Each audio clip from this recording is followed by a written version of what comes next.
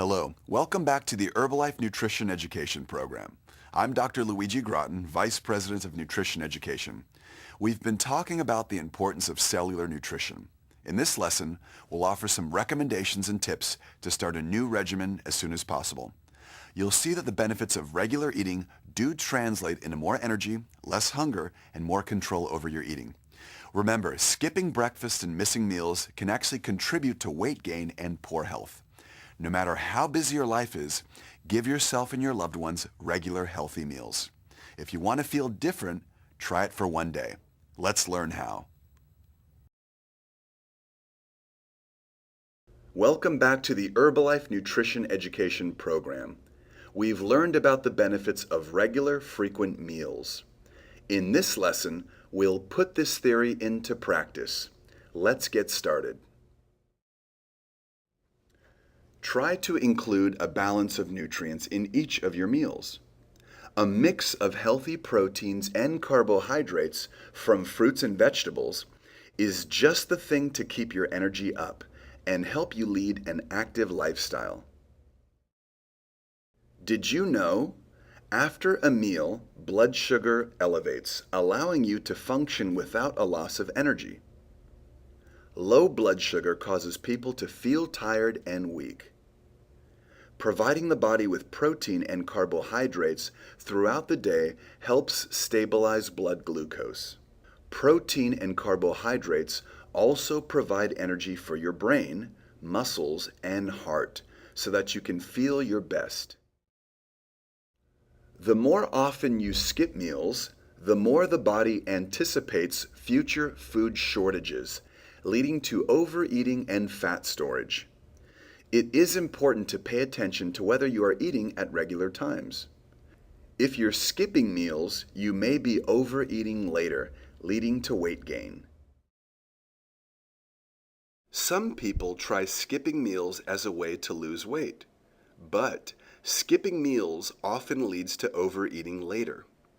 When you skip a meal, you end up getting overly hungry at your next meal, and you're much more likely to overeat.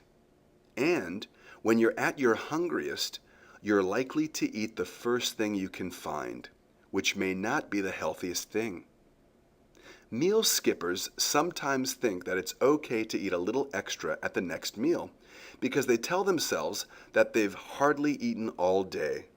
However, more often than not, they'll end up eating much more than if they hadn't skipped a meal. There are other reasons to eat regularly. You're more likely to meet your nutritional needs. If you think about it, someone who skips one meal a day and doesn't snack needs to try to pack all of their day's nutritional needs into just 2 meals. That would take a lot of planning, and the meals would be pretty large. If you eat 3 meals a day and 1 or 2 snacks, that means you have 4 or 5 opportunities during the day to work in all your healthy foods. Also, there are some foods that we typically eat only at certain times of the day. A typical healthy breakfast in the United States, for example, might be a bowl of high-protein, high-fiber cereal with some milk and some fresh fruit.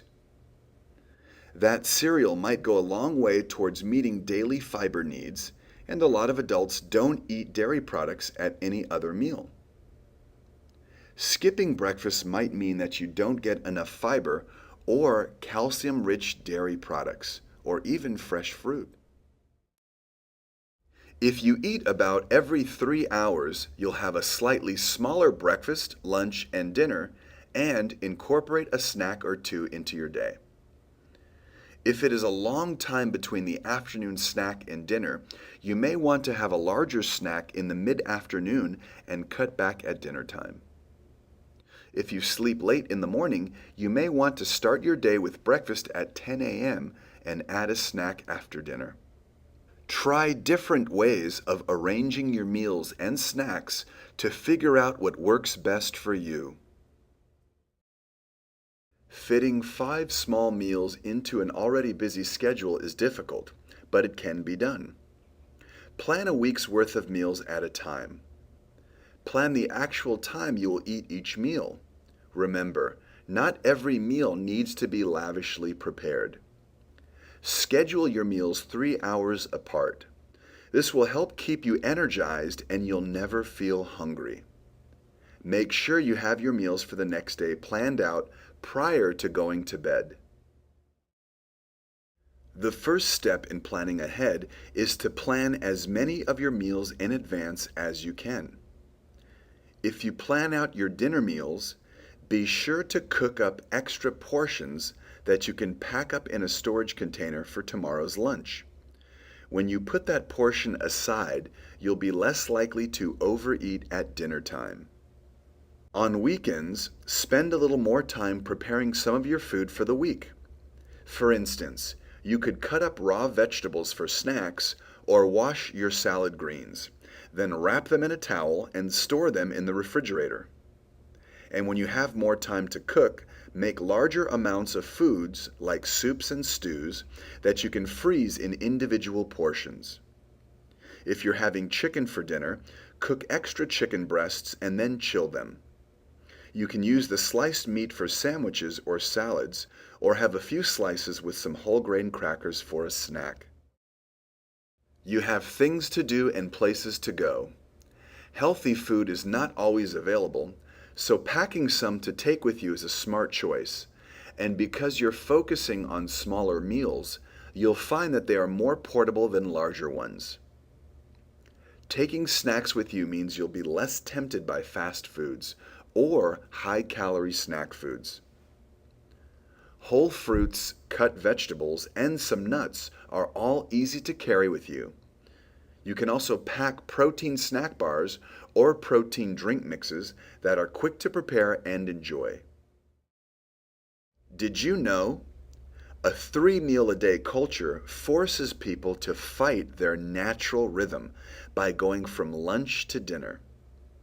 The unpleasant result is that when glucose levels decline around 4 p.m., most people get irritable and try to satisfy their natural hunger by grabbing the nearest food, usually high-fat, high-calorie snacks. These examples contain each of the 3 nutrients we mentioned earlier: protein, carbohydrates, and fiber, and can be easily incorporated into the diet. Apple slices with almond butter, non-fat yogurt and fruit, protein bars, low-fat cheese with whole wheat crackers, nutritional shakes. Instead of skipping meals, which can contribute to weight gain, break large meals into 5 smaller meals to eat throughout the day. Keep an eye on your total daily calories until it becomes a comfortable lifestyle change. In the past decades, portion sizes have increased.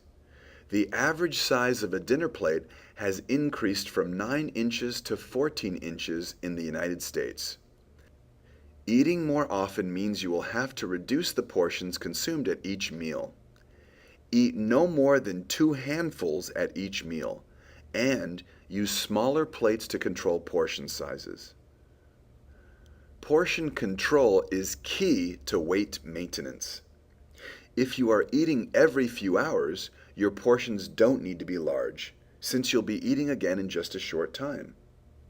Remember, you should eat just enough until you don't feel hungry anymore, rather than eating so much that you leave the table feeling stuffed. Did you know?